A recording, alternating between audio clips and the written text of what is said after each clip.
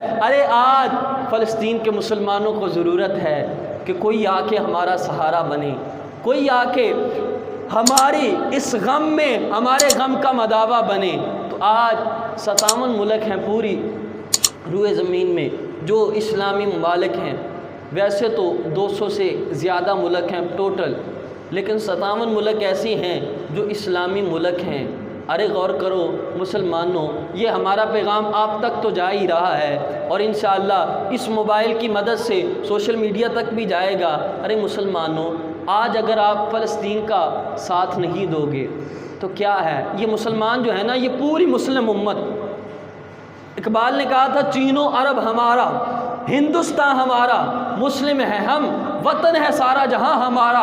اس کا مطلب کیا ہے؟ اقبال کا شعر تو آپ نے پڑھ لیا، اس کا مطلب یہ ہے، اقبال کہتا ہے مسلمان ہندوستان میں ہو اس کو تکلیف ہو تو دوسرا مسلمان پاکستان میں بیٹھا ہو اس کو بھی تکلیف ہونی چاہیے۔ اس کو مسلمان کہتے ہیں۔ مسلمان کسی ملک میں ہو، مسلمان فلسطین میں ہو، مسلمان کو تکلیف ہو، یہ نہ ہو کہ پاکستان میں بیٹھا مسلمان کہے ارے میں تو سکون میں بیٹھا ہوں، مجھے تو کوئی تکلیف نہیں ہے۔ اقبال کہتا ہے مسلم ہیں ہم، وطن ہے سارا جہاں ہمارا۔ کہا کوئی فلسطین میں ہو، کوئی عراق میں ہو، کوئی ایران میں ہو، کوئی شام میں ہو، کوئی قطر میں ہو، کوئی لبنان میں ہو، کہا کوئی سعودی عرب میں ہو، جہاں کہیں بھی مسلمان کو تکلیف ہوگی، کہا اس مسلمان کو تکلیف ہونی چاہیے، وہی ہمارا وطن ہے۔ اور مسلمان ایک جسم کی مانند ہیں، ایک جسم ہے، اس جسم کی مانند ہے سارے مسلمان۔ آپ غور کریں، آپ کا جسم ہے، آپ کے جسم کے ایک حصے، ایک انگلی پہ چوٹ لگتی ہے، یہ انگلی جہاں سے کٹ جاتی ہے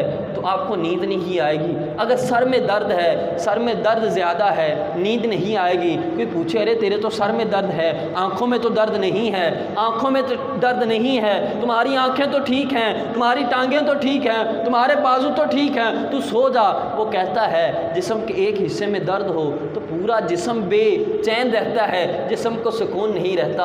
ارے مسلمانیت یہی ہے، ایک مسلمان مجبور ہو، ایک مسلمان تکلیف میں ہو تو سارے مسلمانوں کو تکلیف ہونی چاہیے، یہ دن رات تکلیف میں رہیں۔ ارے میرے مسلمان بھائی کو تکلیف پہنچی کیسے ہے؟ یہ مسلمان کا دل ہے، یہ مسلمان کی محبت ہے۔ یہ نہ کہیں کہ مسلمان وہ تو فلسطین میں ہیں، وہ تو دوسرے ملک میں ہیں، ہم تو یہاں بیٹھے ہیں۔ ارے میرے بھائی غور کرنا، آج اگر کسی اور پر برا وقت ہے نا، وہ مشکل میں ہے، وہ اللہ ہے۔